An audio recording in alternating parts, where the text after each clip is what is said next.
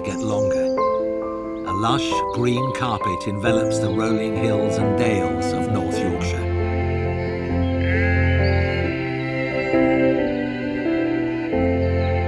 Fields come alive in the season's early sunshine. And vibrant colours light up the landscape.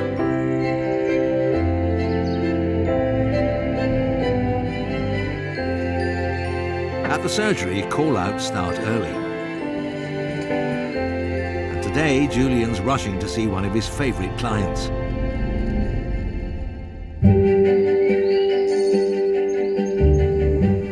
Alpaca breeder Jackie knows Julian well.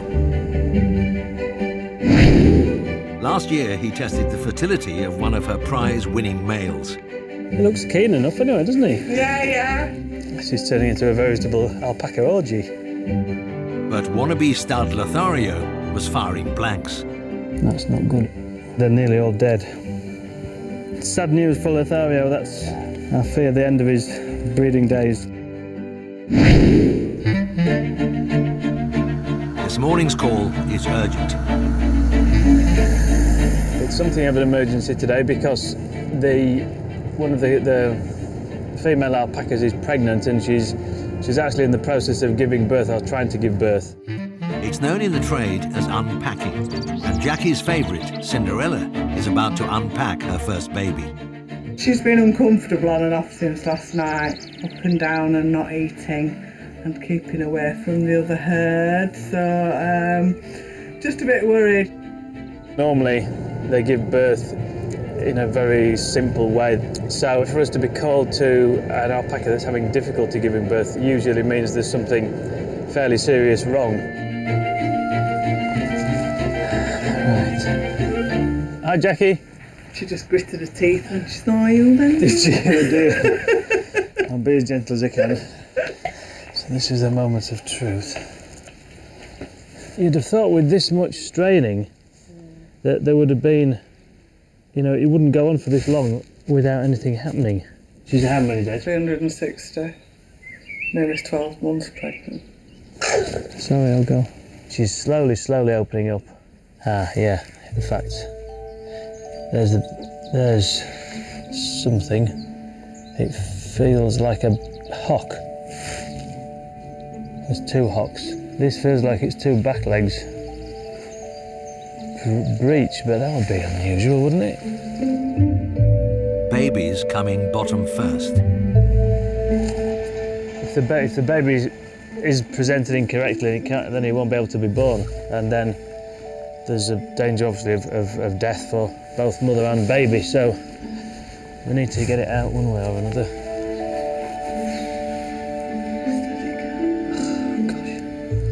She would have never given birth to this one. The problem is with alpacas, they've got such long legs. So we'll have to unravel those and straighten them up. And there's its tail, so it's a proper breech. So it's one of the worst presentations to have.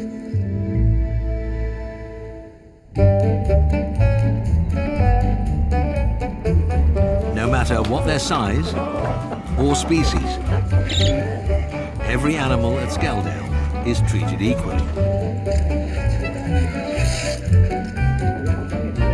But treating very small animals can present some big challenges. Joe's brought in her Chinchilla, who's responsible for a population explosion. And this is Daddy. This is Daddy. And today he has a date with destiny. Who's this? We've got Larry. Hi, crikey. Here. He's a lad, were you? He is. And you like him Castrated. castrated? Yeah. Yes. Right. We can oblige.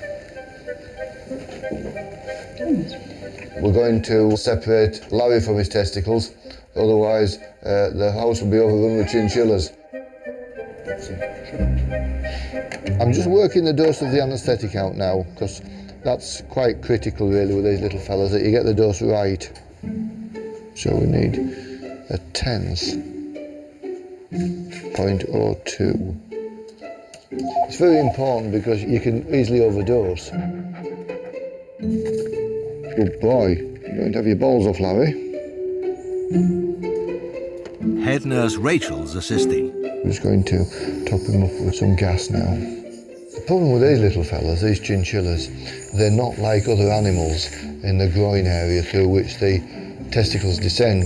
There's a risk if we don't do the operation properly that we can get herniation of the intestines. So if we don't do it properly, we're in trouble.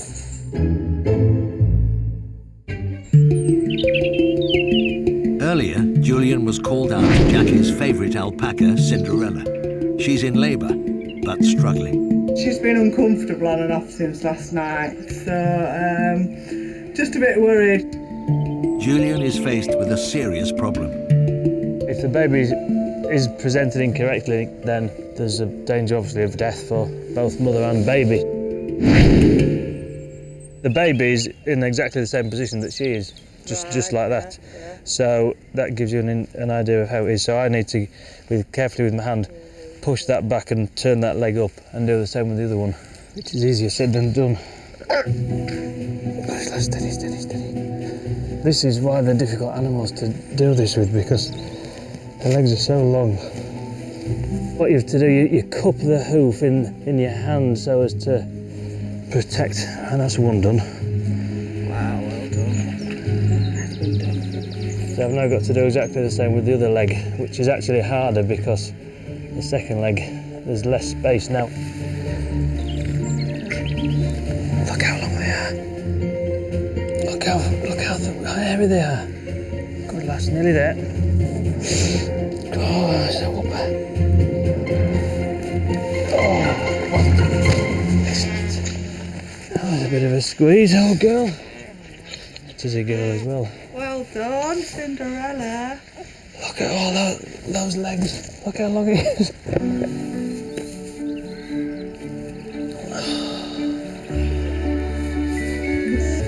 Wow. Don't see that every day.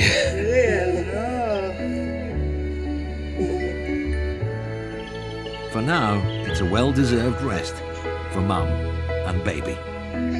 Yeah, I'd have thought an hour or so and she should be fine. She's not as wobbly as she might have been, actually. She's worn out. Yeah. So am I.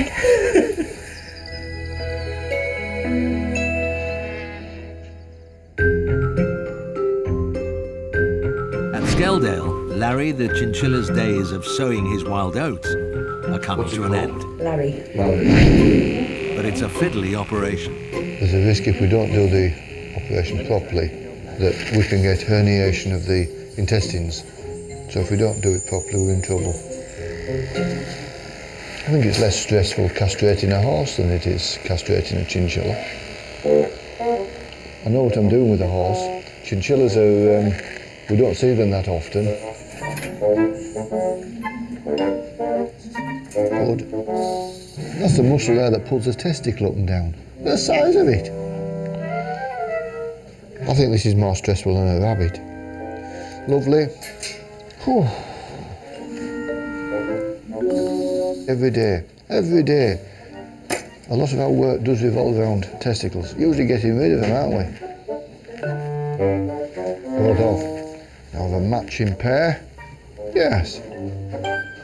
The testicle isn't the biggest concern here. The worry is that the huge ring through which the testicle descends could let out the intestines. So I'm just making sure that's okay. Okay, Rach. Mine is all todger. Lovely jubbly. There you are, Larry. Yeah, I'm happy with that. I'm sure you are as well, Larry. Yes, you will be. Excellent. Peter's keen to update anxious owner Joe. Little Larry is absolutely fine. That went routinely, as routinely as chinchillas go, but he's fine. He's coming round okay now, so I'm quite happy with him. All right then. Okay, thanks, Joe. Bye-bye. His breeding days are now at an end, so he can go and sit and read the newspaper on an evening instead of doing what he's been getting up to in the past.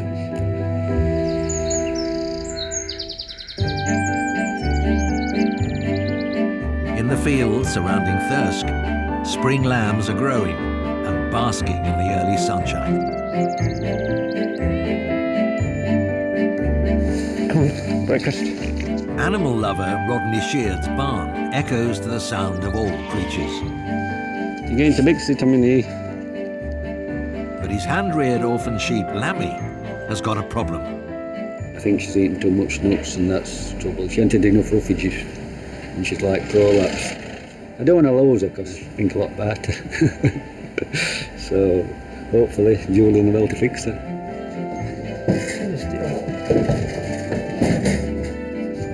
Come on, lamb, out you get. Blimey. That's the mother of all rectal prolapses, isn't it? Oh, God, we're going to get that back in. So what's happened here, this is the lamb's rectum that should be inside it, and for some reason she's been pushing and pushing, and that's the inside of the rectum that's gone inside itself, like a sock gets stuck inside itself, and it's all come out of her anus. Christ, right. The first thing to do, as always with these, is to put an epidural in, and that numbs everything down there and it stops her from pushing. Steady. There isn't any other obvious option for this lamb, because if we don't get that back in, then she hasn't got much chance at all. The only surgical thing you can do is actually to amputate it and chop it off, but it's not very good. It's a bit of a last resort. It might take us a while. So plenty of lube is always the answer with these things. Steady, lass. Shush, shush. It goes in okay, but it just keeps coming out as soon as she makes that noise. That's good. So far, I think it's pretty much inverted now. I'm going to put some stitches around the backside. At least we know it goes back in. Once I've got the stitches in place, that should stop it from coming out again.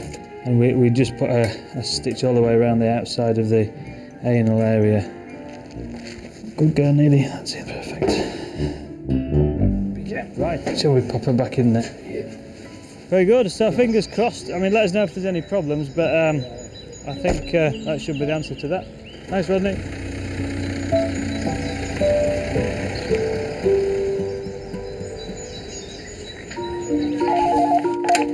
Hello, Cinderella Vet Centre. To be a vet or nurse requires a clear, cool head and rational thinking.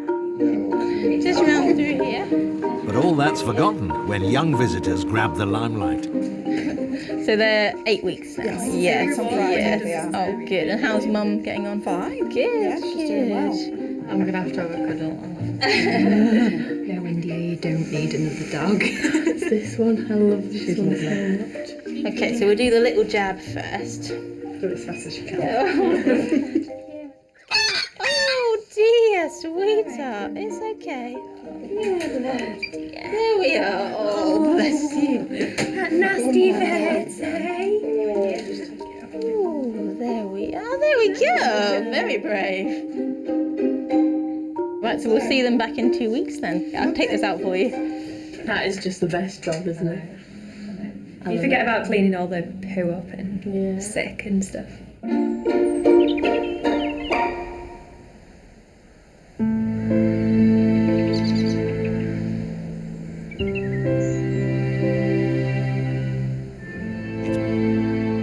Baby is thriving. As you can see, she's enormous, and her mother's not that big, so she's produced quite a large crea, bless her. Jackie is now worried about Mum. I'm really concerned about Cinderella. I fed her and she's eaten a bit of hair, but they should be up and eating, so I know that she's not feeling herself. Jackie is not taking any chances. She's called Julian out again. Baby looks like she's up and about.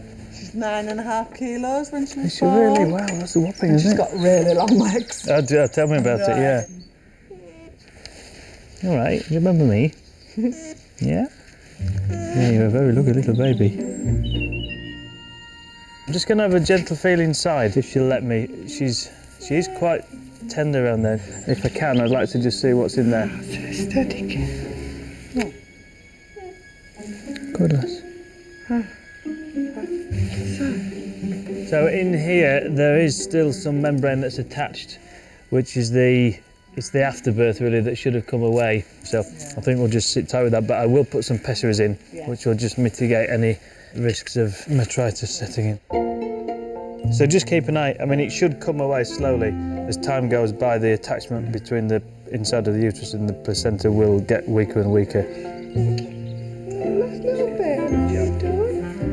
Still a bit of a worry, but she can now start to relax and heal, and hopefully she'll be fine. Go on, can we get? Little baby Florence is literally 24 hours old, and yesterday at this time she couldn't stand up, she was slimy and couldn't coordinate her legs at all, and now she's got a voice and she's got a personality. It's quite amazing. I've literally done, I think, 3 unpackings in my career. It's not something we do every day, and 3 in 20 years makes it a pretty special occasion.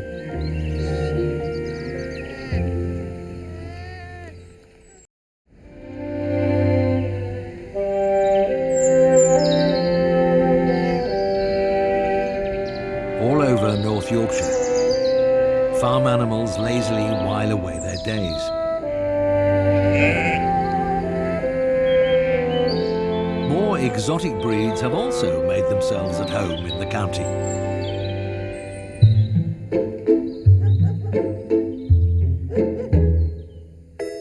Margaret is cooking dinner for that special someone in her life. I'm making Yorkshire puddings. They've got to be homemade, and you'll be able to smell them being cooked. Anything I eat, he eats. Only thing he doesn't like is beef. He's my soulmate, and I wouldn't be without him. But life partner Dougie, the Amazonian parrot, isn't always the most well-behaved. Come on, that was naughty. You disgraced yourself. Come to Mummy. No, that's naughty. Naughty boy. Bad. Come to Mummy. No, you don't do that to Mummy. Not that Dougie's behaviour has ever bothered Margaret. My husband used to go to bed early, and I had no one to talk to. And I said, one of these days, I will have a parrot. And 2 years before we split up, I did buy a parrot. And it was the best thing I've done. I hated green, and then when I bought Dougie, I decided that I liked green. I had to get a green kettle, and everything was green to go with it. Thank you. We'll share it, eh? As my ex would say, I think more about the parrot than I do him. But today, Margaret is worried. What's up with you? Nothing up with us. She's booked Dougie in at Skeldale to have his claws and beak trimmed. He's never had his beak done, and it's very, very sharp, isn't it? It's a very sharp beak. They're so sharp, it can break a Brazil nut in half. Here, Roman. Last time Dougie visited a vet, it didn't go well. They did put these big gauntlets on to get hold of him, but it frightened him. And it made his little heart beating so fast that I just couldn't cope. He was on oxygen for 9 hours. It was touch and go. I was in tears, thinking that I was going to lose him. Give Mummy a kiss. I don't know. What are we going to do with you? At Skeldale, Julian's not sure what he'll do with Dougie either. I've not met Dougie before, but his reputation precedes him. I know he's got quite sharp claws and quite a sharp beak, and he can cause damage to anybody who gets in his way. What's this? Oh. Hello, darling. Are you going to be a good boy and have a pudding? By all accounts, he's not very agreeable to being handled, so I'm not exactly sure how this is going to pan out.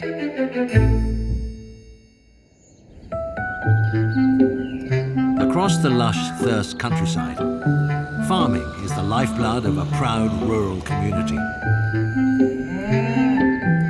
Long-term friends of Skeldale, Jean and Steve Green, have been farming all their lives.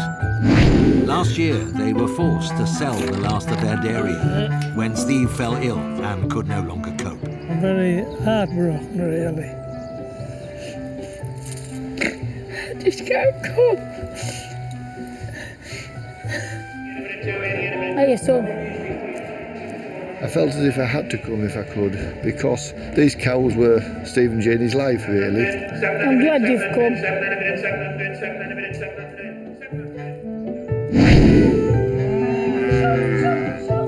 But now they found a way that allows them to carry on farming. Buying and selling young calves that are much easier to handle. There's your breakfast. It's a mug's game, that. Retiring? No. I couldn't bear to think of it. It's not my line. I might be lame, but I can still go. Steve's 87, but he's just cut his second wisdom tooth. So he's not a wise old bugger yet. Well, I wouldn't like to do nothing, no. You've got to keep doing something and have an interest in something, haven't you? So Jean will still be a regular at Thirsk auction. Go on, Apple. We rear them up to do a year of 14 months. Then we send them out to auction mats, sell them on, then buy some more calves in. And that's how we work it now. Thanks, Jean. Thank you. You haven't done so bad. Could have done better. I ain't more or less. Thank you, sir.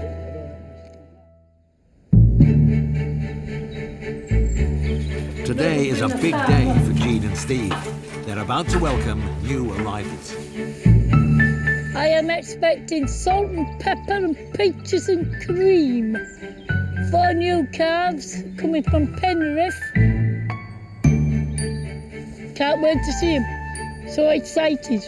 Don't you get hammered, you bugger. Don't even try it. Here comes peaches and cream and salt and pepper. Hey, come on, man, I can get a tank in there. Stand there. I'll stand there with you. Who cracked your head? Who cracked your light then? There's 2 bigger ones and 2 little ones. Oh, the bonny colours. Well, There was 2 bigger ones out there. Those are 2 bigger.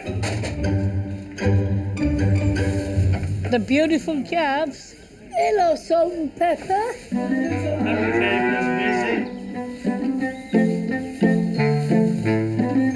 I don't think there's anything wrong. Lugs are in air, so that tells me there's nothing going on in the body. They haven't got shitty bums, so they look all right. The new calves will need tender, loving care. Just get me tits. 2 tits. I'm happy now, I've got my full house. I am content. Just wait for Peter to come and see you.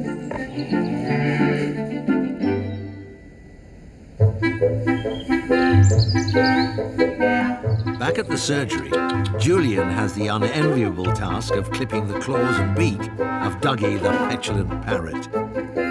I hope he's going to be relaxing and he isn't stressed out.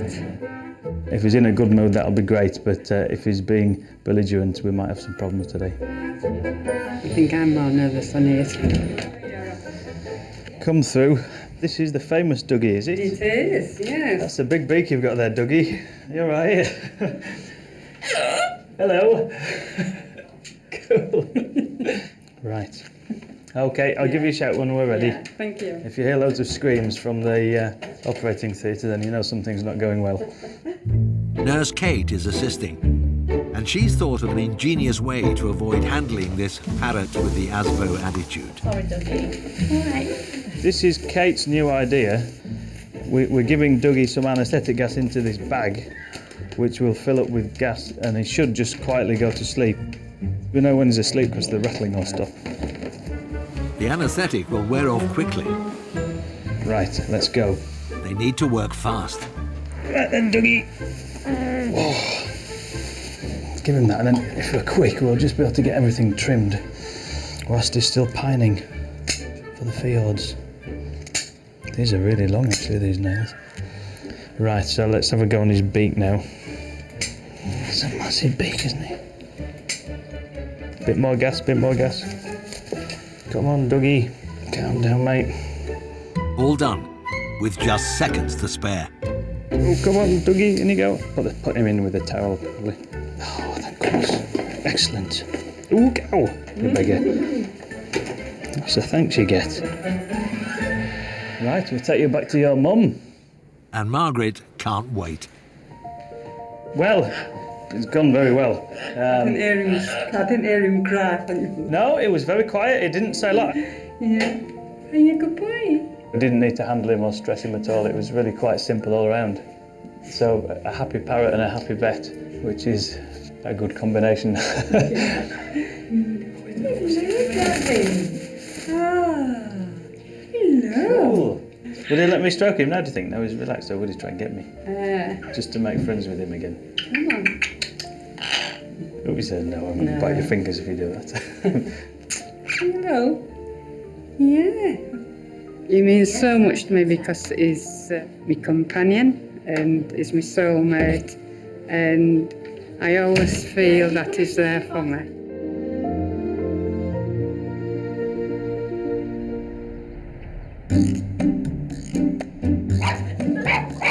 At Skeldale, the vets may well take most of the credit.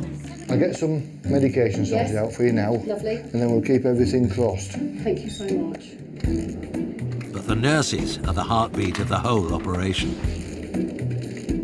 My grandma and granddad think that I just cuddle stuff all day.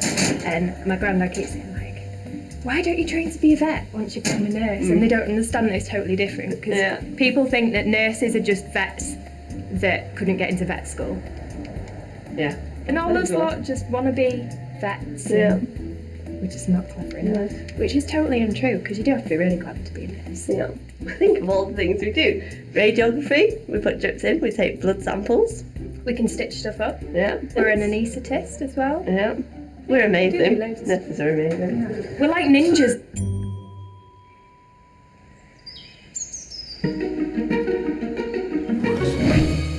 Last night she was fine. She was still straining a little bit. Anyway, this morning she's pushed it out again. So hopefully you can put it back in. It's quite a big problem, this happening, because ideally when you put a prolapse back in, it stays in. Prolapses can reappear, and the more times that happens, the worse the outlook is. Right then, sheep. See, she still looks happy, doesn't she, at the head end? That's the good bit, though. That's the bad bit. Oh, God. I mean, how on earth that managed to come out through the stitches? But it has pulled a lot. I think we should try and remove that, you know. It's a bit of a fiddly thing to do, but you can operate. You basically chop that off and push it in, then stitch the ends together. I'll keep going till I get it right, like. I always try, as long as there's hope. It's just too good a sheep not to try. With such a tricky surgery, Julian's keen to get a second opinion. Have you got any tips on rectal prolapses? I've done sows in the past, and because you used to get quite a lot in sows. Yeah. Wright, do you know what he used to do? Leave them alone. Didn't do anything. And they used to slough off. I don't think I dare, though, because it's I massive never and dare. red. The other thing you can do, you can dissect it out. Suture the mucosal and serosal surfaces together and pop it back in. I wonder whether I should do that. It sounds a bit difficult. It's not as difficult as it sounds. Worked quite well for me. I'll have a look. Oh, Yeah. thanks for that. So you Advice could from the master, then. Well, I wouldn't go that far. Thanks, Pete. Oh, God. Oh, God. Now look what's happened. It's got a tear in there, and that's not good. Right, let's get her anaesthetised at least and see what we can do. It's emergency surgery for Lammy.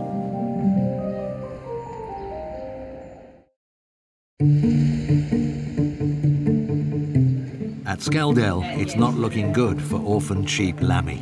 Oh God, look at it. Julian's prepping for emergency surgery. Really going to be difficult to fix.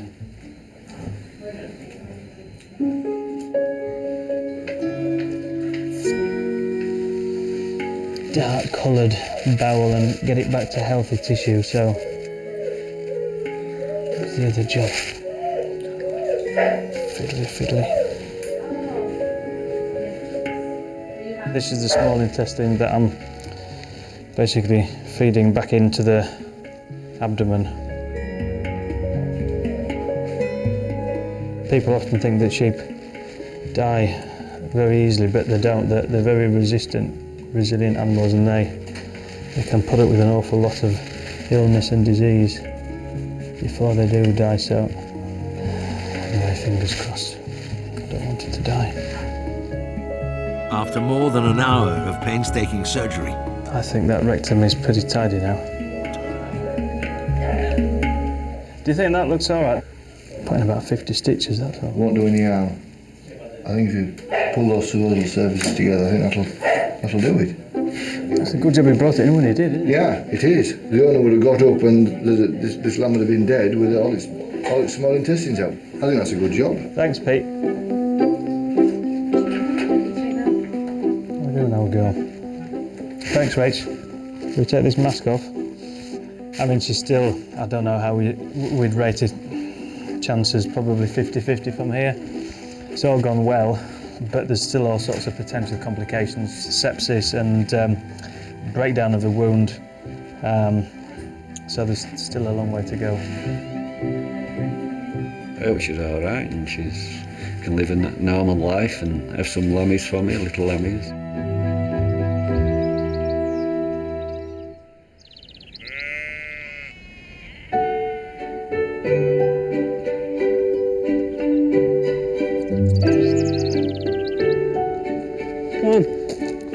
for Rodney, life must go on. Hey, one left. Breakfast. And 2 weeks later, back at home, Lammy is thriving. Hey, you come in. She's doing very well. I can see a big improvement, like you'll know. And if I hadn't come to Julian, she'd have been dead and buried now, to be honest. Because she couldn't go to the toilet. She'd have just dehydrated and then given up. Now Rodney has high hopes for Lammy's future. It's nice watching her grow up now. I think she'll make a good sheep and grow up tall and have some good lambs. Be a good mum. You're a good little lamb, eh? I don't like losing any animal. Now I'm in trouble. But we can only try our best and give them all the love and attention we can, and hopefully they'll pull through.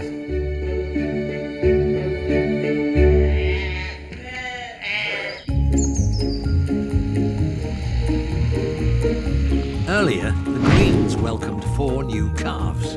This is peaches and cream, and this is salt and pepper. Does it look all right?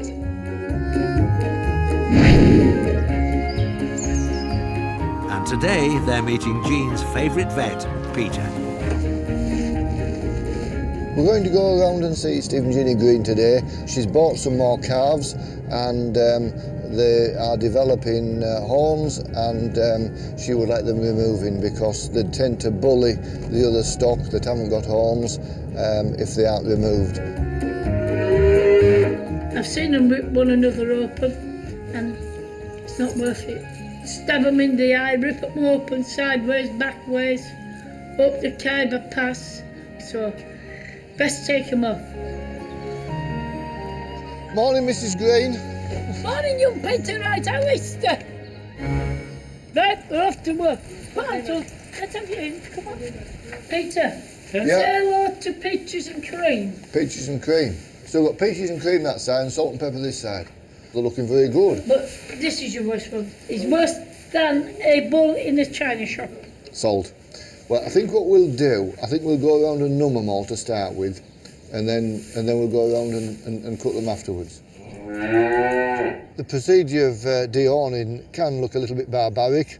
The horn base is thoroughly numbed by local anaesthetic, so they don't feel anything at all. Are you ready? I'm ready, Mrs. Green. But these babies are not keen. We're going backwards. Now, don't you throw yourself about. Hang on, Jean. Right, now you settle yourself there then. That's fine. Right, let's go and find the next contestant. Hello, Peppa. With numb nerves that supply the horns that we're going to take off. So we're going to give that a bit of chance to take effect. Jean's drafted in an extra pair of hands. I got shitty end. You have, haven't you? I always get the mucky end of it. There's nothing in it, is there really? Nah. When it's cows, it's only chewed grass, isn't it? I like to have my hand in shit all day. Go for the complexion thing.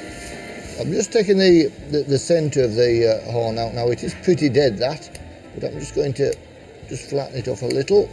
Right, I'm happy with that one, it's flush. But Salt doesn't like the look of the hot iron. Come here, you. Hang on, Jelly. Say, I've got shitty end again. You always seem to gravitate to that end, Mrs. Green. Now I think I'm going to have to cut these first. It's going to look a little bit gruesome. Don't worry about the blood. But Salt can't feel any of this. Can't feel anything, so that's got that off quite nicely. So all we've got to do now is burn it now to stop it regrowing. The other calves are better behaved. That'll do, Jal. Excellent. So Jean can start to relax. Peter, what do you call a sleeping bull? A sleeping bull? Yes. I don't know. A bulldozer.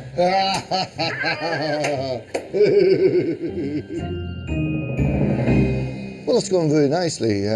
Jean was bringing up the rear guard and it worked very well. So, no, very chuffed with that. All done and dusted land, me hands are covered in shit, and ain't nothing you can do about it. I'll just go like that like I'm doing me too. So you be careful. Oh, I love them. I love them. They're like family. Can't go without them. They're family, these lot. Absolutely beautiful.